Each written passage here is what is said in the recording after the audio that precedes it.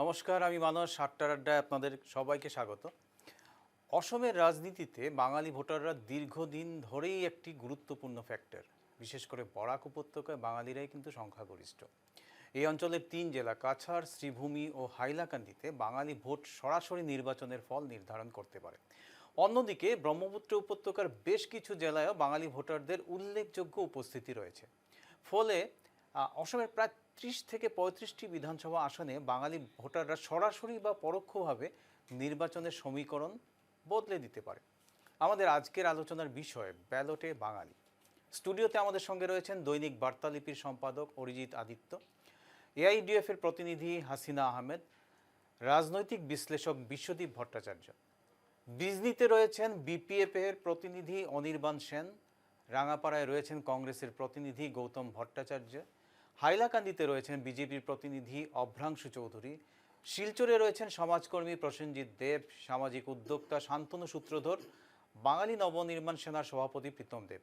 হোজাই থেকে রয়েছেন news live বাংলার প্রতিনিধি বিশ্বজিৎ চক্রবর্তী। সবাইকে স্বাগত আমাদের এই অনুষ্ঠানে।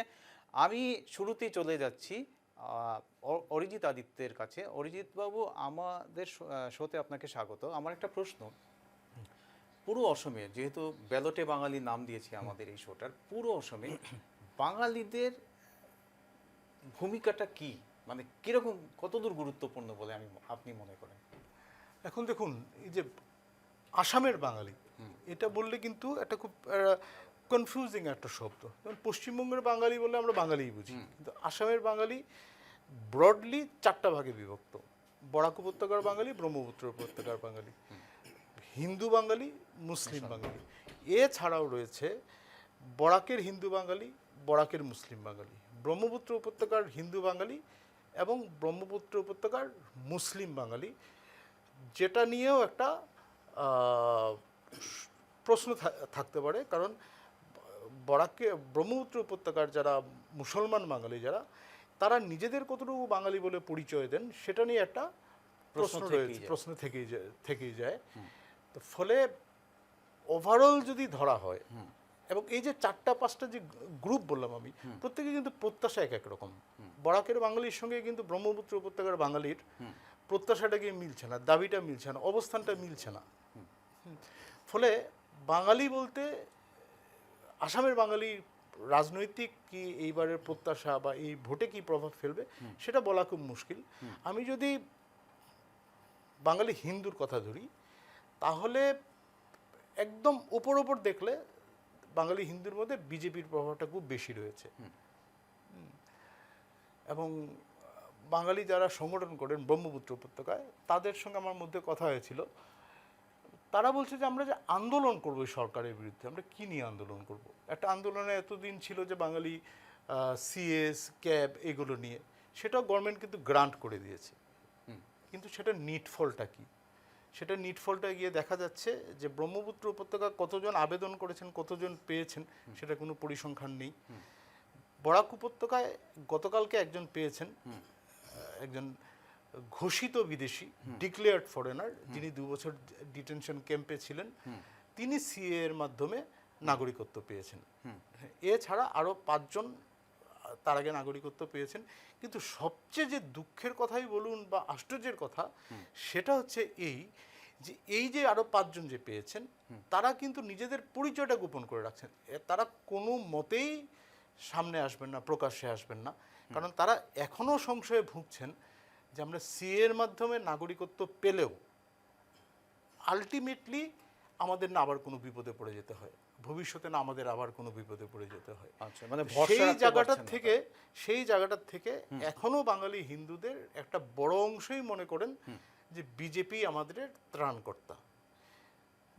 কিন্তু এর পাশাপাশি যদি আমরা অন্য ইস্যুগুলো যদি দেখি, আমি যদি শুধু বরাকের কথাই বলি, বরাকে কিন্তু বিজেপি আমলে, বিজেপির গত 10 বছরের আমলে ইনফ্রাস্ট্রাকচারের দিক দিয়ে যথেষ্ট ডেভেলপমেন্ট হয়েছে। এটা আমরা কোনো মতেই অস্বীকার করতে পারবো না। শুধু বরাক না, পুরো আসামেই ইনফ্রাস্ট্রাকচারের ডেভেলপমেন্ট হয়েছে, সেটার দিক দিয়ে বিজেপির একটা প্লাস পয়েন্ট বিজেপি থাকবেই। কিন্তু এই যে ইনফ্রাস্ট্রাকচারের পাশাপাশি খুব সূক্ষ্মভাবে হলেও বরাকের মধ্যে একটা জায়গায়, বা বরাকের শুধু না, বাঙালিদের মধ্যে, আসামের বাঙালিদের মধ্যে একটা জায়গায় প্রশ্নটা থেকেই যাচ্ছে, একটা আশঙ্কা থেকেই যাচ্ছে যে আমরা নিজেদের বাঙালি পরিচয়টুকু কতটুকু রাখতে পারছি। আমাদের মধ্যে খুব সূক্ষ্মভাবে একটা চাপিয়ে দেওয়ার একটা রাজনীতি চলছে, যেটা আমাদের আত্মপরিচয়, সেটাকে সংকটে ফেলে দেবে। আমি আসবো আপনার কাছে। আমাদের সঙ্গে বিজনিতে রয়েছেন, বিজনি কিন্তু ডিলিমিটেশনের পরে যথেষ্ট বাঙালি ভোটার রয়েছে বিজনিতে। আমাদের সঙ্গে বিজনিতে রয়েছেন বিপিএফ এর প্রতিনিধি এবং তিনি একজন সাংবাদিকও, অনির্বাণ সেন। অনির্বাণ, বিজনিতে বাঙালির শক্তিটা কতটুকু? আহ প্রথমে ধন্যবাদ দিব যে যেই টপিকটা নিয়ে আপনারা আজকে চর্চা করছেন, সত্যি একটা গুরুত্বপূর্ণ একটা চর্চা। বিজনিতে বাঙালির শক্তি কেমন বলতে গেলে প্রথমেই বলতে হবে যে 2021 সালের নির্বাচনে এখান থেকে কিন্তু একজন বাঙালি প্রতিনিধি নির্বাচিত করে আসামের বিধানসভা পাঠানো হয়েছে। তো আফটার ডিমিলিটেশন, এবং যদি আমি বলি যে বিফোর ডিমিলিটেশন, এইবার কিন্তু এখানটা একটা খেলাটাকে অন্যরকম হয়ে গেছে। গতবার যদি আমি অ্যানালাইসিস করি যে 2021 সালে যে ভোটিং যে প্যাটার্নটা, সেই প্যাটার্ন এখানটায় প্রায় 1,59,000 ভোট ছিল। সেখানটায় কিন্তু দেখা গেছিল যে সেকেন্ড পজিশন, মানে কাটা কাটা দিয়ে টক্কর দিচ্ছিল, বিশেষ করে এখানে বড় সম্প্রদায় এবং আমাদের বাঙালিরা প্রায় সমান সমান ছিল। কিন্তু থার্ড পজিশনে ছিল এখানটায় মাইনরিটি মানুষ। কিন্তু এবার কিন্তু সম্পূর্ণভাবে তার বিপরীত ছবি দেখতে পাচ্ছি। কারণ যেখানটায় বিশেষ করে হিন্দু বাঙালিরা রয়েছে, নন মানে বিটিসি পার্ট, অনির্বাণ, ওই অঞ্চলগুলি। আমি 1 মিনিট দাঁড় করাচ্ছি। আমি পিসিআরকে অনুরোধ করব, বিজনির একটা গ্রাফিক্স আছে বাঙালির, যেটা অনির্বাণই দিয়েছে, সেই গ্রাফিক্সটা একটু প্লে করার জন্য। অনির্বাণ বলো। হুম। আমি বলছি যে নাকি বিজনির যে যেটা নন বিটিসি একটা পার্ট রয়েছিল, সেই কোসলাইগুলি, পাতলা দহাই অঞ্চলগুলি আফটার ডিমিলিশন ওখানটায় হিন্দু বাঙালিদের ভোট যথেষ্ট রয়েছিল। আর এবং ওই অঞ্চলগুলিতে কিন্তু আমাদের হিন্দু বাঙালির নামগুলো চলে গেল সিজন বা বাঙালি সমস্যা অ্যাটাচমেন্টে। তাতে কি হয়ে গেল যে সেকেন্ড পজিশনের থেকে আমরা চলে আসলাম এখানে থার্ড পজিশন। কিন্তু ক্রমান্বয়ে একটু টুইস্ট চলে আসলো এবার বিএনপি সমষ্টিতে। বড় যে জনগোষ্ঠীর ভোটার সংখ্যা যদি আমি অ্যানালাইসিস করি, এবার 49,607, তদ্রুপ ভাবে এবার মাইনরিটিরা, ধর্মীয় সংখ্যালঘু এখানে হয়ে দাঁড়িয়েছে 47,072টা, এবং দ্বিতীয় পজিশনে থাকা বেঙ্গলিরা কিন্তু এখানে তৃতীয় পজিশনে রয়েছে প্রায় 40,000 ভোটার। কিন্তু আমরা তাও বললি যে এইখানটার থেকে কিন্তু বাঙালিরা নিশ্চিত হয় বিজনি সমষ্টির জন্য গেম চেঞ্জিং একটা মোমেন্ট নিশ্চিত হবে। আর যেহেতু আমাদের বর্তমান বিটিসিতে হাগ্রামা মহিলারি এবং আমাদের স্টেটে রয়েছে বিজেপি সরকার, তো আমরা নিশ্চিতভাবে বলতে পারি যে বিজনির মতন জায়গা থেকে কিন্তু বাঙালিরা অনেকটাই সুরক্ষিত, এবং হাগ্রামা মহিলারির নেতৃত্বে বাঙালিরা সুরক্ষিত বলে এই জন্যই বলছি। যেটা নাকি দাবি বলছিল, সবাই বলছিল যে হাগ্রামা মহিলারি নাকি বাঙালিদেরকে কিছু দিচ্ছে না, কিন্তু আজকে আপনাদেরকে জানাতে পেরে আমরা খুশি হচ্ছি যে সিএসবি বোর্ডের মতন একটা জায়গাতেও আজকে হাগ্রামা মহিলারি প্রবীর সান্যালকে আমাদের জন্য একজন প্রতিনিধি পাঠিয়েছে। ধন্যবাদ অনির্বাণ, আমি আসবো তোমার কাছে। আমি স্টুডিওতে ফিরে আসছি। আমাদের সঙ্গে রয়েছেন এআইডিএফ এর প্রতিনিধি হাসিনা আহমেদ। হাসিনা, এআইডিএফ, বাঙালির ভোট নিয়ে এআইডিএফ কতটা আশাবাদী? দেখেন, আসলতে রাজনৈতিক নেতা বা নেত্রীর জন্য এটাও একটা কথা আসে, ভাষা বা আপনার ধর্মের বিষয়টা। আসলে আমরা সামাজিকভাবে যখন থাকি তখন এইসব কথা এত আসে না। কিন্তু এখন আমি দেখছি, যখন আমি নিজেও একজন প্রার্থী প্রত্যাশী গোয়ালপাড়া জেলার জলেশ্বর সমষ্টির, তো এখন আমরা দেখতাছি যে আমাদের যেগুলো সিট আপনারা জানেন যে স্পেশালি ধর্মীয় আপনার জলেশ্বরে বাঙালি, হিন্দু বাঙালি ভোটার কত? জি, আমার জলেশ্বর সমষ্টির যদি প্যাটার্নটা আপনি দেখেন, ওইখানে টোটাল ভোটার হইলো আপনার 2,42,000।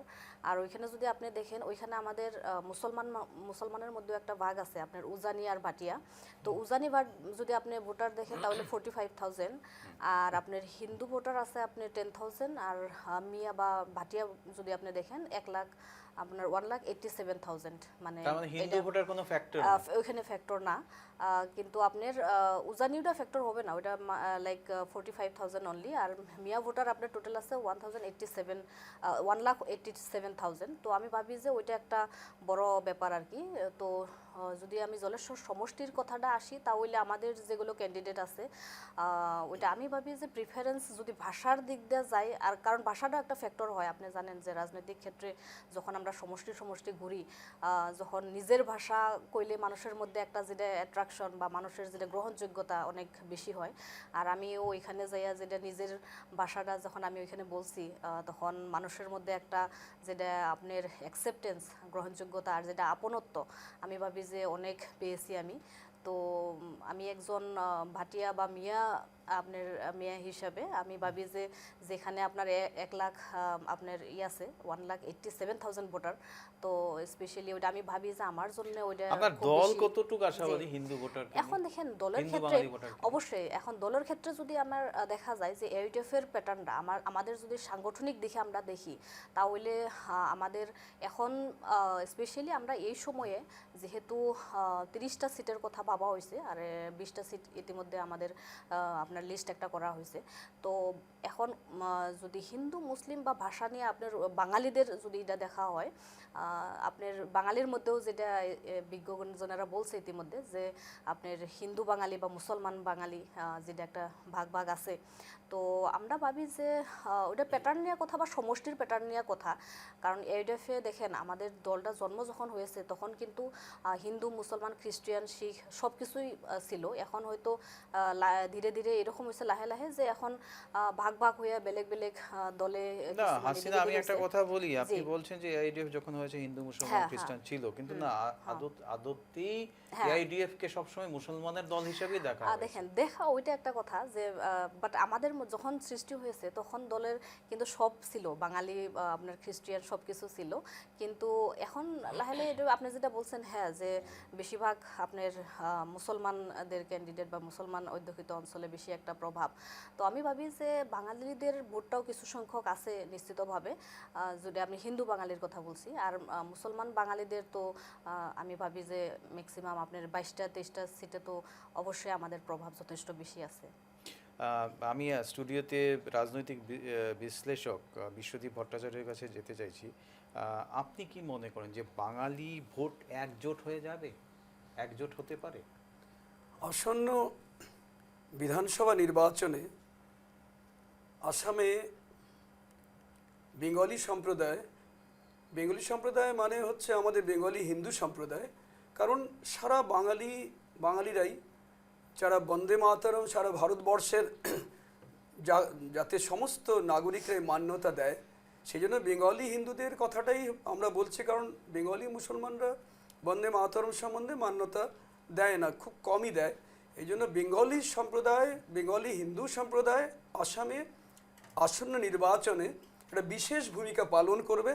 কারণ বরাক ব্রহ্মপুত্র মিলে বেঙ্গলি যারা বাঙালি অধ্যুষিত এরিয়া, তাতে 60 লাখ থেকে ব্রহ্মপুত্র ভ্যালিতে ব্রহ্মপুত্র উপত্যকায় 60 লাখ বাঙালি, 60 লাখ, এবং বরাক উপত্যকায় 20 লাখ বেঙ্গলিজ অধিষ্ঠিত হচ্ছে। বেঙ্গলি আরো বেশি হবে, জাস্ট আমার 2011 সেন্সাস অনুযায়ী আরো বেশি হতে পারে, মিনিমাম 80 লাখ আমি ধরছি।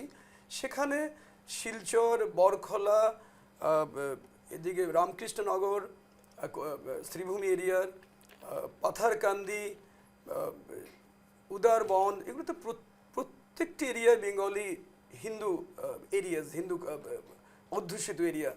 এদিকে দেখুন বরাক ব্রহ্মপুত্র ভ্যালিতে হোজাই, লামড়িং, রাঙাপাড়া, তারপরে এদিকে বঙাইগাঁও, বিজনি, ডিব্রুগড়, তিনসুকিয়া এবং ডিগবয়তেও অনেক বাঙালি সম্প্রদায়ের মানুষ আছেন। এবং ওরা ভারতবর্ষের স্বাধীনতার পূর্ব থেকেই বেঙ্গলিরা অনেকটা আসামে অনেক প্রভাব ওনাদের মানে সম্প্রদায়ের আছে এবং বিশেষ ভূমিকা পালন করবে আসন্ন নির্বাচনে। কেন?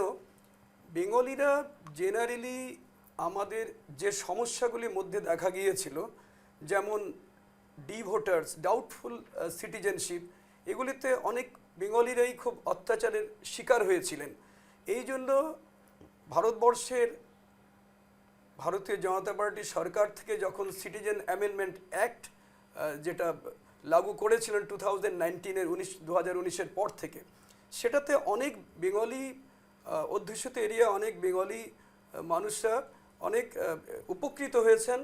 কারণ ধন্যবাদ 2000 আপনাকে বিশ্বজিৎ হ্যাঁ। বাবু। আমি চলে যাব সরাসরি শিলচরে রয়েছে আমাদের প্রতিনিধি বিক্রম। বিক্রম, তুমি কি বলবে? তোমার সঙ্গে বেশ কয়েকজন আছেন অতিথি।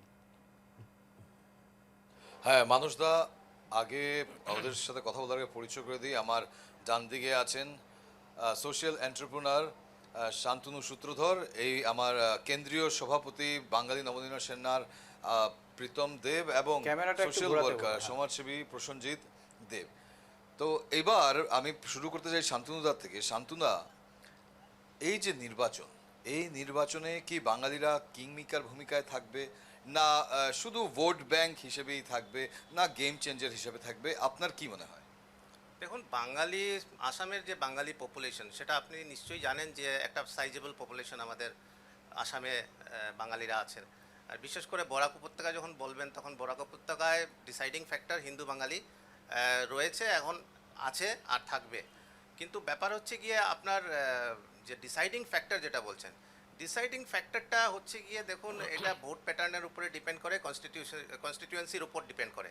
এখন কোন কনস্টিটিউয়েন্সিতে বাঙালি, হিন্দু বাঙালি মেজরিটি, কোথায় মাইনরিটি বা কোথায় অল্প সেটা তো আপনার কনস্টিটিউয়েন্সি ওয়াইজ আমরা যদি দেখি, সমীক্ষা করি, তাহলে পাবো। কিন্তু বিশেষ করে বরাক উপত্যকা কথা আমি বলছি, এখানে একটা ডিসাইডিং ফ্যাক্টর আমরা মানতে পারি, এবং এটা আমরা দেখেছি, বিগত নির্বাচনও দেখেছি, আর আগামী নির্বাচনেও আমরা এটাকেই আমরা ধরে রাখছি যে আমরা হিন্দু বাঙালিরা একটা ডিসাইডিং ফ্যাক্টর হয়ে রয়েছে। বিক্রম, আমি তোমার আমি কাছে আসছি বাঙালি একটু নবনির্মাণ পরে। সেনা, বিক্রম, প্রীতমদা, তোমার থেকে জানতে বিক্রম, চাই। আমি একটু পরে আসছি তোমার কাছে। আমাদের সঙ্গে রয়েছেন রাঙাপাড়ায় কংগ্রেসের প্রতিনিধি গৌতম ভট্টাচার্য। গৌতম বাবু, আপনাকে স্বাগত আমাদের এই শোতে। একসময় একটা কথা ছিল যে আলি কুলি বাঙালি হলো কংগ্রেসের ভোট ব্যাংক। আলি তো সরে গেছে অনেক আগে, হ্যাঁ, কুলিও সরে গেছে, বাঙালিও সরে গেছে। আপনাদের ভোট ব্যাংকটা এখন কি? প্রথমত আমি সবাইকে নমস্কার জানালাম। আমার ভোট ব্যাংকটা কি হবে কংগ্রেসের, সেটা নিয়ে বলার আগে, যেহেতু সাবজেক্টটা, বিষয়টা আজকে বাঙালি ভোটার নিয়ে, তাই আমি বলতে চাই। উপরোক্ত বক্তা কিছু কয়েকজন বলে গেলেন, একটু আগে বিশ্বজিৎ বাবু বললেন ডি ভোটারের সমস্যাটা নিয়ে বিজেপি সমাধান করেছে, লোক বেনিফিট হয়েছে। আমি বলি ডি ভোটার নিয়ে কোনো সমস্যার সমাধান, ওটা কোর্টের একটা ভার্ডিক্ট, একটা সময় অবধি ডিটেনশন ক্যাম্পে রাখতে হবে, তারপরে এদেরকে ছেড়ে দিতে হবে যতদিন না ইয়ে করবে। আর ডি ভোটারের সমস্যা বাঙালিদের রয়ে গেছে, অথচ গোর্খাদেরটা উঠিয়ে দেওয়া হচ্ছে। তার আগে আরেকজন বক্তা বললেন যে আন্দোলনটা আমরা এখন কি নিয়ে করবো, সংগঠনদের কথা উনি উল্লেখ করেছেন। সিটিজেনশিপ অ্যাক্ট হয়ে, সিটিজেনশিপ অ্যাক্ট হয়ে গেল, যারা দেশে ছিলেন, আসামে যারা ছিলেন, সেই যে 14 লাখ হিন্দু বাঙালির নাম বাদ করলো, তাদের কি হবে ভবিষ্যৎ, সেটা নিয়ে কি চিন্তা করেছে? সেটা নিয়ে কি সংগঠনগুলো গেছে? সেটা আমার প্রশ্ন। সেই তাদের ভবিষ্যৎটা কি হবে কাল পরশু? আজকে হয়তো তাদের সিটিজেন, আপনি একটা জিনিস হয়তো মানুষবাবু, আপনি হয়তো একটা জিনিস খুব ভালো করে জানেন, ওই যে রোহিঙ্গিয়া যে বলে হয় সবসময়, শুধু দাড়ি টুপি দেখলেই একটা ট্যাগলাইন দিয়ে দেওয়া হয়, কিন্তু এই রোহিঙ্গিয়াটা কিন্তু মায়ানমার। আলটিমেটলি 1982 সনে যখন মায়ানমারে একটা সিটিজেনশিপ অ্যাক্ট লাগু হয়ে, মানে পাস হয়েছিল, তারপরে সেটা লাগু হতে কিন্তু অনেক বছর, 40 বছর পরে সেটার এফেক্ট এসছে। এই যে 12-14 লাখ হিন্দু বাঙালির নাম যে বাদ করেছে এনআরসি থেকে, সেই এফেক্ট যে আজকে 15-20 বছর পরে পড়বে না, সেটা কে বলবে?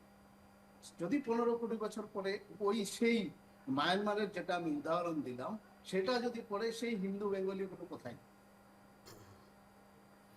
আজকে যেটা রোহিঙ্গিয়া নিয়ে, তো রোহিঙ্গিয়ার ডেফিনেশন তো আমাদের বেশিরভাগ লোক জানে না। গৌতম বাবু, আমি কোথায় আপনার যাবে? দেখি। গৌতম বাবু, আমি আপনার কাছে আসছি। আমাদের সঙ্গে রয়েছেন শ্রীভূমিতে অভ্রাংশু বাবু, বিজেপির তিনি প্রতিনিধি। অভ্রাংশু বাবু, এই যে গৌতম বাবু কথাগুলো বললেন, তার কি জবাব দেবেন আপনি? বাঙালি ডি ভোটার নিয়ে যেটা হয়, গৌতম বাবুর যে দাবিটা। আচ্ছা, ধন্যবাদ।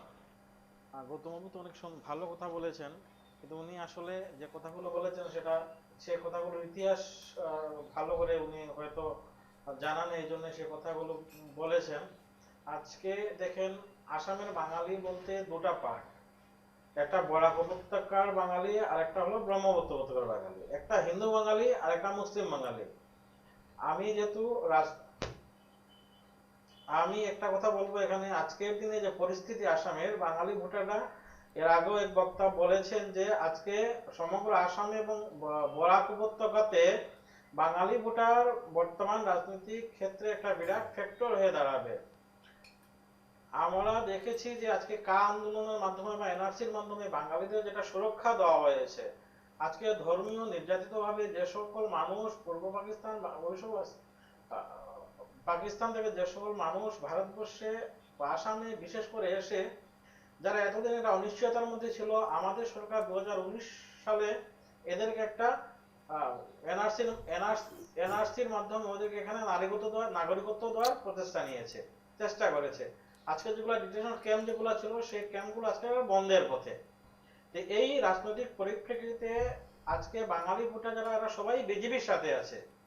এবং আরেকটা জিনিস, বর্তমান আমাদের সরকার যে সরকারিভাবে বরাক উপত্যকায়, বিশেষ করে বরাক উপত্যকার সরকারি সবগুলা কামকাজে বাঙালি ভাষাকে বাধ্যতামূলক করে দিয়েছে।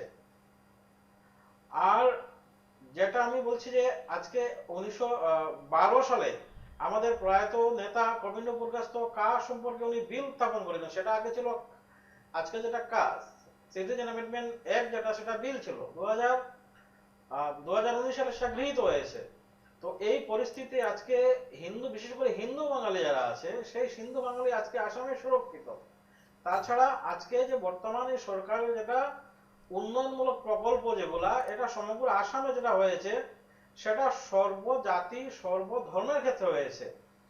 আর বাঙালি মানুষ আজকে দিনে যতটুকু সুরক্ষিত আসামে আছে, আজকে থেকে 10 বছর 15 বছর আগে সেটা ছিল না। বাঙালি মানুষ তাদের আজকে অস্তিত্ব সংস্কৃতি নিয়ে বেঁচে আছে আসামে।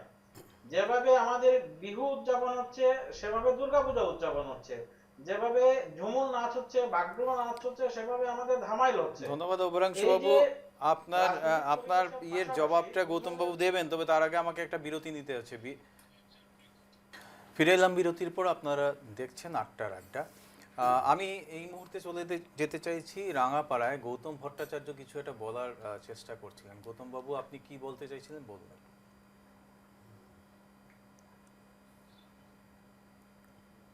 বিজেপি আসার পরে নাকি সেই পড়াকে বাংলা ভাষার স্বীকৃতি পেয়েছে। উনাকে আমি মনে করিয়ে দিতে চাই, বাংলা ভাষার বরাকের স্বীকৃতি 1961 সালে ভাষা আন্দোলনে।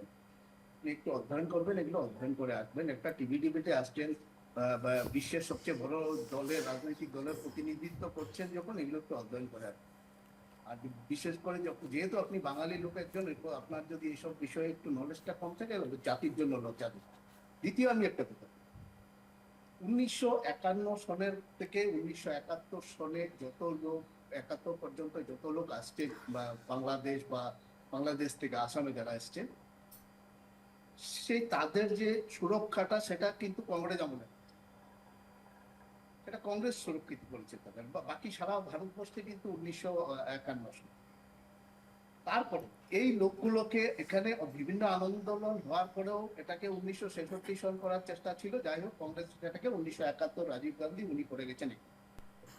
তার বিনিময়ে যত লোক এসেছেন তাদেরকে লিগ্যাল রিকগনিশন দেওয়া হয়েছে, তাদেরকে ভোটার রাইট দেওয়া হয়েছে, প্রোটেকশন ফ্রম ডিপোর্টেশন তাদেরকে দেওয়া হয়েছে, তাদেরকে রীতিমতো যখন এসেছে তাদেরকে রিফিউজি ক্যাম্পে রাখা হয়েছে, তাদেরকে সময় সময় ল্যান্ড অ্যালটমেন্ট করা হয়েছে বিভিন্ন রাজ্যে। আপনি মধ্যপ্রদেশ যান, ছত্তিশগড় ছত্তিশগড়ের মালকানগিরি এলাকা আছে, মধ্যপ্রদেশে বস্তার এলাকা আছে, প্রচুর আছে। ল্যান্ড অ্যালটমেন্ট দেওয়া হয়েছে, এদেরকে গভর্নমেন্ট জব দেওয়া হয়েছে, এডুকেশন পেয়েছেন, বিভিন্ন রকম গভর্নমেন্ট স্কিম তাদেরকে দেওয়া হয়েছে। বিজেপি যেটা করেছে সেটা করেছে যে বাঙালির জন্য যে 15টা আসন, বরাকটা সম্পূর্ণ বাঙালি এলাকা, সেই 15টা আসন ছিল সেটাকে কেটে 13টা করে দিয়েছে। 2টো আসন কেটে দেওয়া মানে বাঙালির রিপ্রেজেন্টেটিভ বিধানসভাতে 2জন কমে যাবে।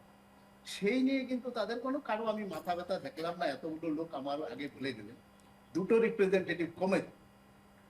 কংগ্রেসের সময় ব্রহ্মপুত্র ভ্যালির থেকে সব সময় 3জন, কমেও 3জন মন্ত্রিত্ব থাকতোই, বরাক থেকে তো একজন থাকতো বা দুজন। গৌতম বাবু, আমার কিন্তু একটা প্রশ্ন BJP আছে সেই- আপনাকে। গৌতম হ্যাঁ, বাবু, বলুন। আমার একটা প্রশ্ন আছে। আমার যদি ভুল না হয়, এই ডি ভোটারের সমস্যাটা বোধহয় অগপ আমলে শুরু হয়েছে, অগপ সরকার। ডিভোটারের সমস্যা তো অগপ আমলে অটল বিহারী বাজপেয়ী প্রধানমন্ত্রী, আর এদিকে এজিপি। তারপরে কিন্তু সেই সেই অসমে কিন্তু এজিপি তার এখন বিজেপির অ্যালায়েন্স পার্টনার। ঠিক আছে, সেটা মানছি। তারপরে কিন্তু অসমে কংগ্রেস সরকার এসেছিল। তো কংগ্রেস সরকার কি করেছিল ডি ভোটারটাকে মানে সমস্যাটাকে সমাধান করার জন্য? প্রায় বিভিন্ন process এ প্রায় তো যাওয়া। 15 বছর রাজত্ব করেছে কংগ্রেস তখন। আপনি যদি দেখেন এটা এটা আপনার তো ন্যাশনাল ইস্যু হয়ে গেল, যখন সিটিজেনশিপের কথা আসবে ন্যাশনাল ইস্যু।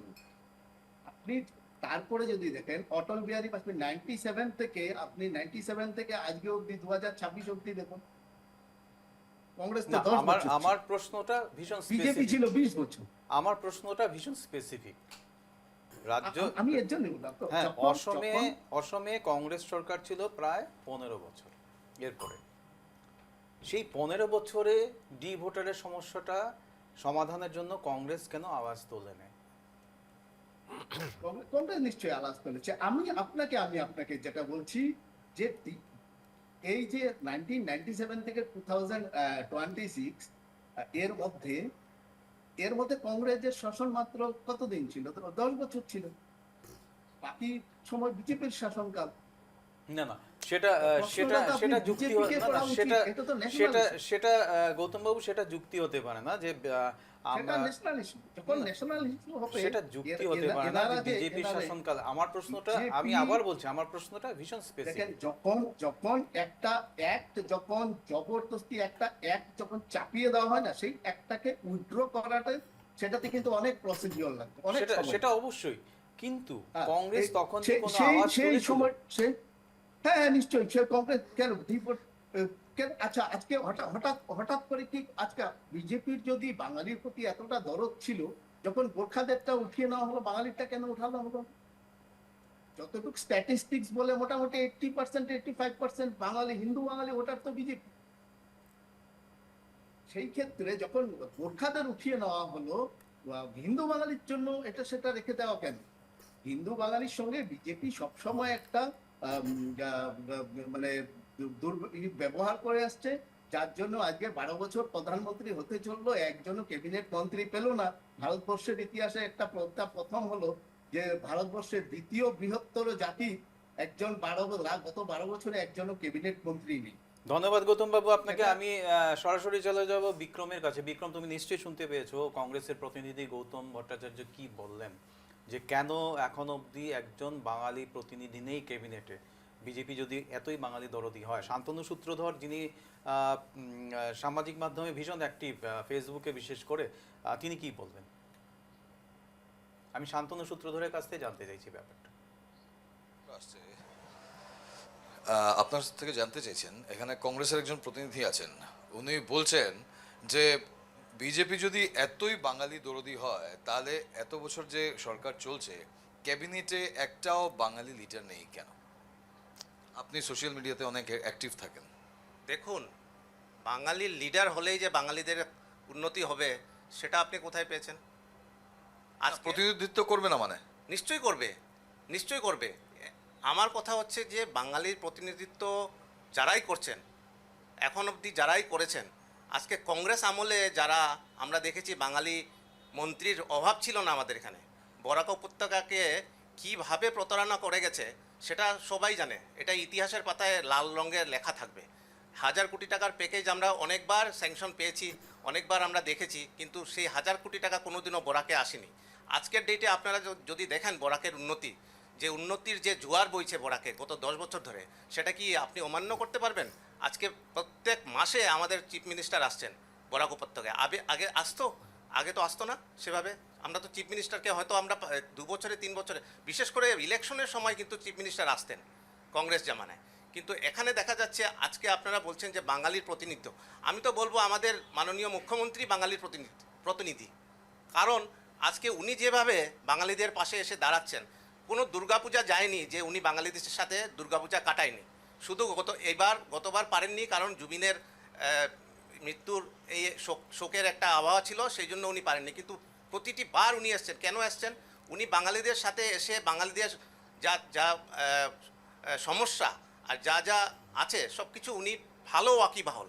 ইভেন আমি বলবো যে বাঙালি সংগঠন যারা করে তাদের থেকে বেশি জ্ঞান আছে আমাদের মুখ্যমন্ত্রীর বাঙালিদের সমস্যা এবং বাঙালিদের যা যা চলছে সেটা নিয়ে। এটা নিয়ে আমি একবার বাঙালি বিক্রম নবনির্মাণ বিক্রম সেনা- আমি যাব তোমার কাছে, বাঙালি সংগঠনের ব্যাপারটাও আমি জানবো, কারণ বাঙালি নবনির্মাণ সেনা রয়েছে এখানে। আমি যেটা জানতে চাইছি, বিজনির অনির্বাণ সেন কিছু বলতে চাইছিলে তুমি? হ্যাঁ, নিশ্চয়ই। মমতা, আমি বলতে চাইছি একটা কথাই, যে আমরা কোন দলকে প্রতিনিধি করছি সেটা মেটার না, মেটার হচ্ছে যে আজকে বাঙালি নিয়ে যে প্রশ্নটা, আজকে কংগ্রেসই বলুন বিজেপি বলুন, দেখেন আমি একজন বিপিএফ এর প্রতিনিধি, বিজেপির সাথে আমাদের সরকার চলছে, কিন্তু প্রথমে হচ্ছে আমি একজন বেঙ্গলি মানুষ, আসামে আমি বাঙালি। তো আসামে বাঙালি মানুষ কিভাবে বর্তমান কষ্ট হয়ে আছে, সবাই বলছে যে বিজেপির আমলে বাঙালি সুরক্ষিত। যদি তাই হতো, বলছে একটু আগে আমার পূর্ব বক্তা বললেন যে হিমন্ত বিশ্ব শর্মা নাকি আমাদেরই নিজস্ব প্রতিনিধি, সে নাকি সংগঠন থেকেও বাঙালিদেরকে প্রিয়। ঠিক, কিন্তু কথা হচ্ছে যদি তাই হয়, যখন নাকি দুর্গাপূজার সময় আমাদের বাংলা এলাকায় ব্যানারগুলো পুড়িয়ে দেয়, জ্বালিয়ে দেয়, যেখানটায় বলা হয় বাঙালিরা এখানটায় বেঙ্গলে চলে যাও, কিন্তু ওই সময় কোথায় থাকে তারা, সেই মানুষগুলো কোথায় থাকে? একজন বলছে যে বিজেপির সময় বাঙালি সুরক্ষিত, কেউ বলছে কংগ্রেসের আমলে হয়েছে। কিন্তু এই ডিটেনশন ক্যাম্পের যে রাজনীতিগুলো, আমাদের এখান থেকে প্রায় 60 কিলোমিটার আমার বাড়ির থেকে আগিয়াতে এক বৃহৎ বড়, যে ভারতবর্ষের এশিয়ার মধ্যে সবচেয়ে বড় ডিটেনশন ক্যাম্প, এই ডিটেনশন ক্যাম্পে কাদেরকে রাখা হয়েছে? তো আমাদের প্রশ্নটা কিন্তু রয়েই যাচ্ছে। যদি কাশ্মীর থেকে 370 যদি আর্টিকেলটা উঠানোর মতন ক্ষমতা রাখে বিজেপি, কিন্তু আমরা নিশ্চিতভাবে নিশ্চিতভাবে বলবো যে এই ডি ভোটারের নামে যে বাঙালির উপরে যে তকমাটা, আমাদের হিমন্ত বিশ্ব শর্মা মহাশয় যাতে চিরদিনের জন্য মুছে দেয়, এবং কংগ্রেসই হোক আর বিজেপি হোক বা বিপিএফ হোক, বাঙালিকে দিয়ে যে তার কোনো আর খেলা চাতুরি না করে। অনেকটা আমরা বলি হয়েছে, সংগঠনগুলোকে আমরা বলবো, সবাইকে বলবো, খালি একসাথে কাজ করলেই হবে না, সময় মতো সঠিকভাবে আমাদের প্রশ্নগুলো উত্থাপন করতে হবে। আমরা কোন দল করছি, কোন সংগঠন করছি, আমরা তাদেরকে একটু ব্যাকফুটে রেখে প্রথমে যদি আমরা একটু বাঙালি হিসেবে পরিচয় দিতে পারি, নিশ্চিতভাবে হয়তো আমাদের উপকার হবে। ধন্যবাদ অনির্বাণ। এটাই আমার আমি মতামত। আমি বিক্রমের কাছে আবার চলে যাচ্ছি। বিক্রম, তোমার সঙ্গে রয়েছে নবনির্মাণ সেনার প্রতিনিধিরা, একটা বাঙালি সংগঠন, তারা কি বলতে চাইছে? বাঙালি নবনির্মাণ সেনা। প্রীতম দা, তোমার থেকে জানতে চাইবো, যেমনটা করে শান্তনুদা বলছেন বা অনেকজন বলছেন যে বিজেপি আসার পরে বাঙালি সুরক্ষিত, বরাক ভ্যালির থেকে সত্যি যে বরাক ভ্যালিকে যে বাঙালি জায়গা বলা হয়, আদৌ কি ভবিষ্যতে এটা বাঙালি জায়গা হয়ে থাকবে? অলরেডি 2টো সিট কাটা হয়ে গেছে, সেটা নিয়ে কি বলবে? আরেকটা প্রশ্ন, বাঙালি কি শুধু ভোট ব্যাংক, হিন্দু বাঙালিরা কি ভোট ব্যাংক হিসেবে মানে কনভার্ট হয়ে গেছে? বিকজ আমরা দেখেছি যখন গৌরব গগৈ এসছে, ওনার সাথে রকিবুল হোসেন এসেছিলেন, আগে যেখানে মুসলিম বলা হতো, এখন সবাই কিন্তু বাঙালি হিন্দু ভোট টানার চেষ্টা করছেন। মানে এটা শুধু ভোট ব্যাংক হয়ে গেছে, কি মনে করছেন? নমস্কার। সর্বাগ্রে আমি নিউজ লাইভ পুরো টিমকে অসংখ্য ধন্যবাদ জানাই যে আজকে এই গুরুত্বপূর্ণ বিষয়ে ওনারা আলোকপাত করেছেন এবং আমাকে দুটো কথা বলার সুযোগ করে দিয়েছেন। আমি অতি স্বল্প, মানে খুব কম সময়ের মধ্যে বলছি আপনার প্রশ্নের উত্তরে, যে দেখুন, আমরা একদম ভালো করে ওয়াকিবহাল যে আসামে বিজেপি সরকার যে এসছে তার মুখ্য ভূমিকায় ছিল হিন্দু বাঙালি, সেটা আমরা অস্বীকার করতে পারবো না। এবং বর্তমান রাজনৈতিক প্রেক্ষাপটে আমি হলফ করে বলতে পারি যে 90% হিন্দু বাঙালি ভোট বিজেপিতে পড়ে। ঠিক আছে, এখন আসি আপনার প্রশ্নে যে হিন্দু বাঙালিরা কতটুকু সুরক্ষিত। দেখুন, আমি প্রথম একদম মানে ছোট্ট করে বলছি, আমার 5টা প্রশ্ন আছে বিজেপি সরকারের প্রতি আপনাদের মাধ্যমে। আমার প্রথম প্রশ্ন হচ্ছে, দেখুন, সুরক্ষার ব্যাপার, আর্থিক ব্যাপার বা রাজনৈতিক, 4টা বিষয় 5টা বিষয় নিয়েই বলছি, আবেগের ব্যাপার নিয়ে। প্রথম কোয়েশ্চেনই আমার থাকবে যে দেখুন, আমরা মুখ্যমন্ত্রী মহাশয়কে বারবার বলতে শুনেছি যে বিভিন্ন স্থানে যে বাঙালি উনি লাখ লাখ চাকুরি দিয়ে আসুন, আমি একদম এটা মানি, উনি দিচ্ছেন, সত্যি কথা। কিন্তু আমার প্রশ্ন রইল যে বাঙালি হিন্দুর ভোটে আজকে বিজেপি সরকারে আসছে, এই হিন্দু বাঙালি কয়জন চাকরি পেয়েছে সেটা আমার একটা শ্বেতপত্র দরকার, নাম, নাম্বার এবং ঠিকানা দিয়ে, যাতে আমাদের মনে যে হিন্দু বাঙালির ঘরে ঘরে যে প্রশ্ন আলোচনা হয়, যেটা নিয়ে আলোচনা হয় যে আমরা চাকরি পাই না বা আমাদের যে সন্দেহ রয়েছে সেটা সন্দেহটা যাতে দূর হয়। প্রথম প্রশ্ন। সেকেন্ড হচ্ছে সিএ আনা হয়েছে। আমাদের সিএতে বিধানসভায় দেওয়া তথ্য মতে 13 জন ছিল। আজকে শিলচরে আপনি জানেন ধর্মানন্দ দেব উনি একজনকে দিয়েছেন, দীপালি দাস। আমাদের কতজন হলো? 14 জন বা 15-20 জন ধরতে পারেন। সিএতে আমাদের কি বেনিফিট হয়েছে হিন্দু বাঙালির? নাথিং। আমার থার্ড কোয়েশ্চেন হচ্ছে যে এনআরসি করে আমরা এত জ্বালা যন্ত্রণা ভোগ করেছি, এই যে জ্বালা, তারপরে আমরা কি পেলাম? এবং এনআরসির শেষে তার মধ্যে যে ডিভোটার নোটিশ, ডিটেনশন ক্যাম্প, তা কি হিন্দু বাঙালি মুক্ত হয়ে গেছে? কখনো নয়। আপনারা দেখুন, তথ্য হিসাবে কথা বলছি আমি, হয়নি। চতুর্থ হচ্ছে আমার যে আসামে হিন্দু বাঙালি কতজন জমি পেয়েছে, জমি পাট্টা পেয়েছে, এটা সরকার শ্বেতপত্র দিক।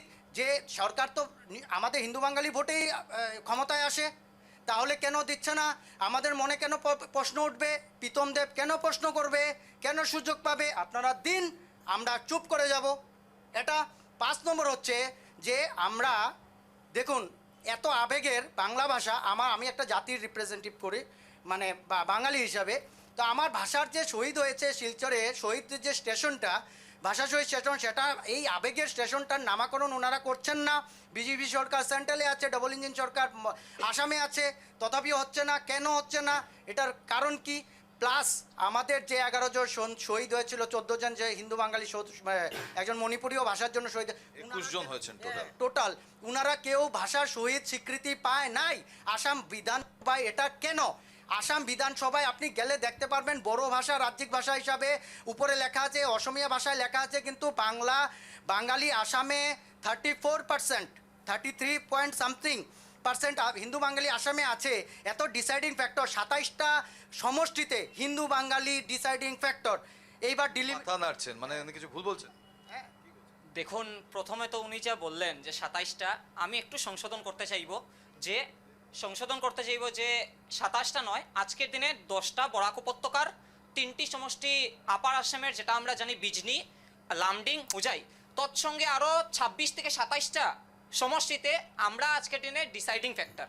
উনার একটা প্রশ্ন যেটা উনি করেছেন সেটার উত্তর আমি দিয়ে দিচ্ছি। উনি চাকরির কথা বলছেন। আজকের দিনে কংগ্রেস আমলে বেশি বাঙালি চাকরি পেয়েছে, এটা আমরা একরকম বলতে পারি। কিভাবে বলতে পারি? কারণ তখনের দিনে তো আর মেধার মাধ্যমে চাকরি হতো না, যে গিয়ে এখান থেকে কারি টাকা নেওয়া হতো, মন্ত্রীরা নিতেন, যারা অফিসার আছেন ওনারা নিতেন, টাকা নিয়ে চাকরি হতো। আজকের দিনে মেধার মাধ্যমে চাকরি হচ্ছে। এটার মধ্যে কোনোদিন এটা বলা যাবে না যে কে মেধার মাধ্যমে ভালো, যে ভালো পরীক্ষা দেবে সে চাকরি ভালো পাবে, সেটাই কথা। আমরা দেখেছি। আমি একটা প্রশ্ন করছি। হ্যাঁ বলুন। আমি বলছি, উনি যে বলছেন প্রসেনজিৎ বাবু যে আজকের ডেটে মেধা ভিত্তিতে চাকরি হচ্ছে, কিন্তু কংগ্রেস আমলে হয় নাই। ঠিক আছে, আমি মেনে নিলাম, কারণ আমি কংগ্রেসের রিপ্রেজেন্টেটিভ না। কথা হচ্ছে কংগ্রেস আমলেরই শিক্ষামন্ত্রী উনি, কিন্তু উনার মুখ্যমন্ত্রীকেই উনি দাগদার করছেন। কারণ কংগ্রেসের শিক্ষামন্ত্রী থাকাকালীন হিমন্ত বিশ্ব শর্মা 2012-তে প্রথম টেটের পরীক্ষা নেয়, মানে এক্সাম করে। 2016 থাকা উনি শিক্ষামন্ত্রী ছিলেন তখন। তার মানে কি আমাদের মুখ্যমন্ত্রী উনি পয়সা নিয়ে দিয়েছেন? প্রশ্নটা ভালো, আমি এটারও আপনাকে উত্তর দিচ্ছি। মাননীয় মুখ্যমন্ত্রী যখন বিজেপি জয়েন করেন, কংগ্রেস থেকে যখন উনি বিজেপিতে যোগদান করেন, উনি একটা কথা বারংবার বলতে দিয়েছিলেন যে উনি এবং যারা পিসি হাজারিকা মহাশয় বলুন বা যারা বিধায়কেরা কংগ্রেস ছেড়ে বিজেপিতে এসেছিলেন, সকলের কথা ছিল যে মুখ্যমন্ত্রী তরুণ গগৈ মহাশয় ওনাদেরকে ভালো করে কাজ করতে দিতেন না। প্রত্যেক ফাইল, প্রত্যেক ডিপার্টমেন্টে ডিরেক্ট ইন্টারফিয়ারেন্স থাকতো মাননীয় মুখ্যমন্ত্রী মহাশয়ের। এই জিনিসটা মনে করিয়ে দিতে চাই আমি প্রীতম দেব মহাশয়কে। দ্বিতীয়ত, আজকে হেমন্ত বিশ্ব শর্মা মহাশয় মুখ্যমন্ত্রী রয়েছেন।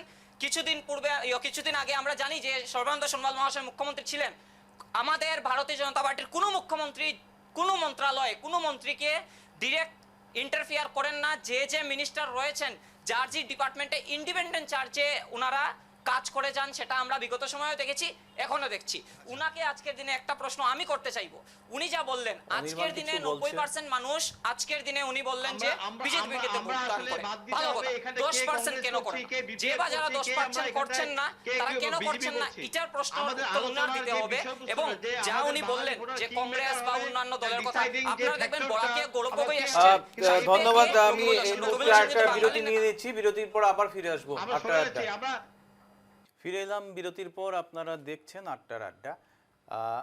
আমি এখন চলে যাব হোজাইয়ে, সেখানে আমাদের প্রতিনিধি বিশ্বজিৎ রয়েছে। বিশ্বজিৎ, হোজাই বিধানসভা কেন্দ্রে বাঙালি ভোটারের সংখ্যা কত তুমি যদি একটু বলো, আর সেখানে বাঙালিরা কিরকম ফ্যাক্টর?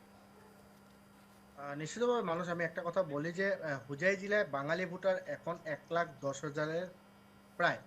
আর সামগ্রিক দিক থেকে দেখতে গেলে আমরা একটা কথা বলতে পারি যে হুজাই জেলার রাজনৈতিক প্রেক্ষাপটে বাঙালিদের প্রার্থিত্ব বিভিন্ন সময় দিয়ে আসছে। এবারও বাঙালিরা প্রার্থী পাবে বলে আমরা আশাবাদী, বা বাঙালিরা প্রার্থী দেবে। হুজাই হিস্ট্রিতে কিন্তু আমরা আগে যদি ডক্টর অর্ধেন্দু কুমার দেয়ের কথা বলি, মিনিস্টার ছিলেন সেখানে, বহু প্রবার উনি মিনিস্টার ছিলেন, বহু প্রবার উনি বিধায়কও ছিলেন। তারপর আসলো শিলাদিত্যদেব, তারপরে আসছে এখন রামকৃষ্ণ বাবু, ওনার আগে সাধারণ রঞ্জন দাস ছিলেন মিনিস্টার। তো সামগ্রিক দিকে একটা কথা আমি যদি বলি যে হুজাই জেলায় বর্তমান প্রেক্ষাপটে কিন্তু বাঙালি ভোটারের সংখ্যা কিন্তু প্রায় 1,10,000, আর বাঙালির এই প্রার্থী কিন্তু পাবে। কিন্তু সমান্তরালভাবে বাঙালিদের বিভিন্ন অভিযোগও রয়েছে হুজাই জেলায়, এই অভিযোগগুলো কিন্তু পর্যায়ক্রমে সমস্যাগুলো সমাধানও হচ্ছে না বহুদিন থেকে, কিন্তু জনসাধারণ দাবি করে আসছে। আগে যেরকম বহু বিধায়কেরা বাঙালিদেরকে নিয়ে কথা বলতো সদনে, যেটা আসাম বিধানসভাতে, কিন্তু এখনের বিধায়করা কিন্তু এইভাবে কথা বলছে না বলে ওরা বলছে। এবার ওরা এরকম একজন প্রার্থী চাচ্ছে যারা বাঙালিদের সমস্যা নিয়ে অনাগত দিনে আসাম বিধানসভায় আওয়াজ উঠাবে। ধন্যবাদ বিশ্বজিৎ তোমাকে। দেখা গেল যে বাঙালি প্রতিনিধি থাকলেও বাঙালি সমস্যা নিয়ে তাদের কোনো হেলদোল নেই হুজাই বিধানসভা কেন্দ্রে। আমি যেটা বলতে চাইছি, এই মুহূর্তে আমি চলে যাব গৌতম বাবুর কাছে। গৌতম বাবু, আমার একটা প্রশ্ন রয়েছে আপনাকে। এই মুহূর্তে সংসদে কংগ্রেসের বোধহয় কোনো হিন্দু বাঙালি প্রতিনিধি নেই, কেন?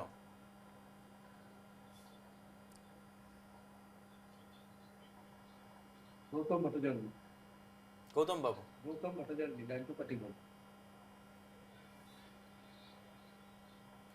গৌতম ভট্টাচার্যের সঙ্গে আমাদের যোগাযোগ বিচ্ছিন্ন হয়ে গেছে। আমি চলে যাব বিক্রমের কাছে। বিক্রম, আমরা ব্রেকে যাওয়ার আগে দেখেছি বেশ খানিকটা তর্কাতর্কি হচ্ছিল, তো আবার একটু জানতে চাইছি, ওখানের প্রসেনজিৎ দেব এবং প্রীতম দেব দুজনের মধ্যে বেশ একটা কথা কাটাকাটি হচ্ছিল।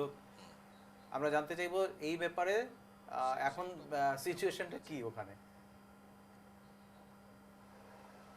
দেখো, সিচুয়েশন এখনো কিন্তু যখন ব্রেক চলছিল তখনও কিন্তু নিজেদের মধ্যে ঝগড়া প্রায় বচসার মতো লেগেছিল।